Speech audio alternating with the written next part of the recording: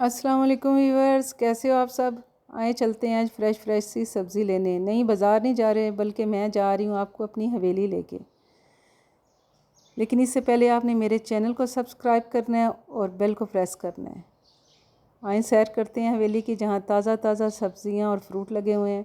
ये देखें माशाल्लाह ताज़ा ताज़ा कद्दू हैं, जो कि हमने आज दाल और कद्दू की सब्ज़ी बनानी है, इसलिए इधर से ताज़ा ताज़ा कद्दू लेके जाएंगे।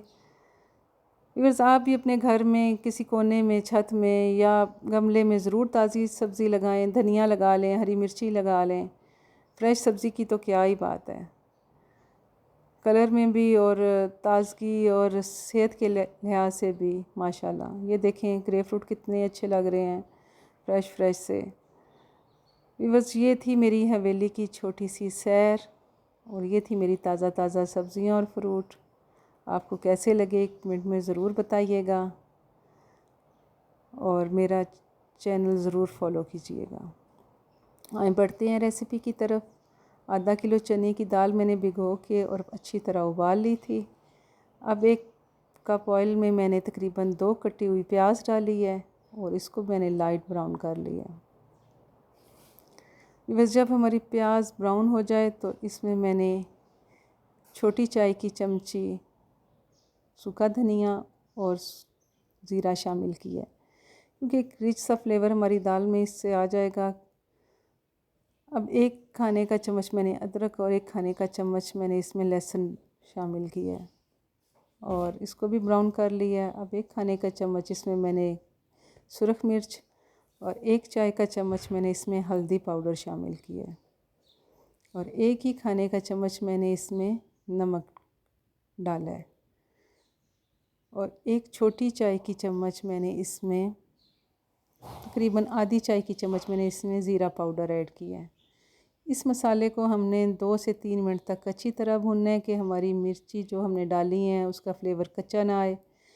इस टाइम पे मैंने इसमें 2 से 3 कटे हुए टमाटर और 5-6 सब्ज़ मिर्चें ऐड की हैं और इस मसाले को मैंने अच्छी तरह भून लिया है। तकरीबन 4 से 5 मिनट तक इस मसाले को अच्छी तरह रेडी करें।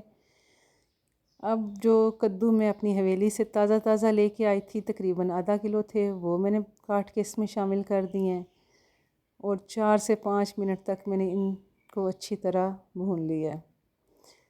व्यूअर्स, 4 से 5 मिनट भूनने के बाद आपने इसको ना तकरीबन 15 मिनट तक ना लो फ्लेम पे ना ढक के ना इसको दम पे पकाना है, ताकि हमारे कद्दू नरम हो सकें और हमारा मसाला रेडी हो जाए। देखिए व्यूअर्स, हमारे कद्दू भी गल चुके हैं और मसाला भी रेडी हो चुका है। अब इसमें जो चने की दाल मैंने उबाल के रखी हुई थी वो ऐड की है और इसको भी अच्छी तरह मैंने भून लिया है। व्यूअर्स, इसको उस टाइम तक आपने पकाना है कि कद्दू और चने की दाल का पानी खुश्क हो जाए और जो ऑयल मैंने इसमें डाला है वो ऊपर नज़र आने लगे। व्यूअर्स, मेरी दाल तकरीबन रेडी हो चुकी है और इस पे मैंने अब गरम मसाला और सब्ज़ धनिया काट के डाला है। माशाल्लाह बड़ी मज़े की दाल बनी है। आप इसे रोटी चावल के साथ, किसी के साथ भी इस्तेमाल कर सकते हैं। मेरी रेसिपी आपको कैसी लगी और मेरी हवेली की सैर आपको कैसी लगी, आपने ज़रूर कमेंट में बताना है।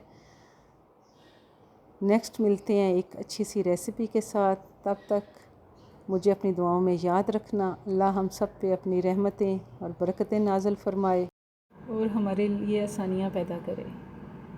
अल्लाह हाफ़िज़।